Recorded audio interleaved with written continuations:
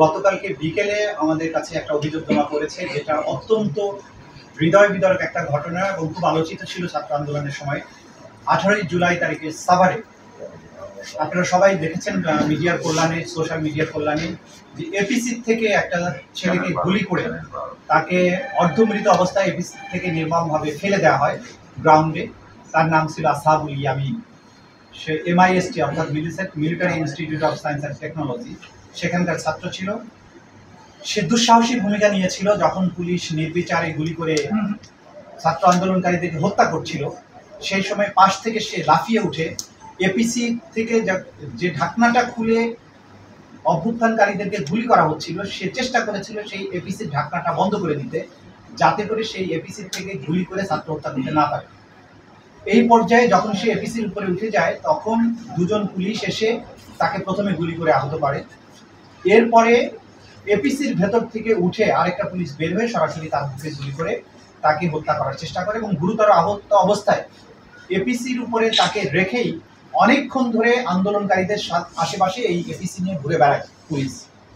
এরপরে এক পর্যায়ে আপনারা দেখবেন ভিডিওতে যে প্রমাণগুলো আমাদের কাছে ভিডিও রেকর্ডিং সহ সব প্রমাণ আছে, এখানে তারা দাখিল করেছেন, যে এরপরে তাকে এপিসি থেকে অজ্ঞান অবস্থায় কোনো রকম মানবিকতা প্রদর্শন না করে একটা জড়বস্তুর মতো তাকে এক হাত দিয়ে টেনে তুলে এপিসি থেকে রাস্তার উপরে ছেড়ে দেওয়া হয় এবং পরে গিয়ে আপনারা দেখছেন সে মাথায় আঘাত পায় এবং ওই অবস্থাতেও তার নিঃশ্বাস চলছিল, যেটা ভিডিও থেকে দেখা গেছে যে সেখানে বহু কষ্টে সে নিঃশ্বাস নিচ্ছে।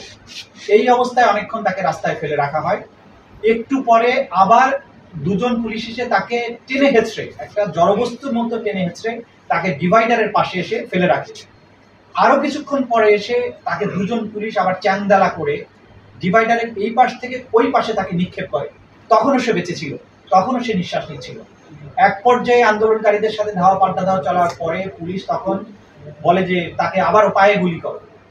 এইরকম মৃত প্রায় একটা ছেলে, তাকে পায়ে গুলি করার জন্য বলা হয়। তখন ওরা পায়ে গুলি না করে এক পর্যায়ে যখন তাকে টিয়ার সেল, এর মধ্যে তারা বলে যে চাইনিজ রাইফেল দিয়ে তাকে গুলি করো, মানে মৃত্যু নিশ্চিত করার জন্য 4-5 বার গুলি করার পরেও তাকে চাইনিজ রাইফেল দিয়ে গুলি করার জন্য পুলিশকে নির্দেশ দিতে, এগুলো ভিডিওতে শোনা যাচ্ছিল। সবকিছু প্রমাণ এখানে আছে।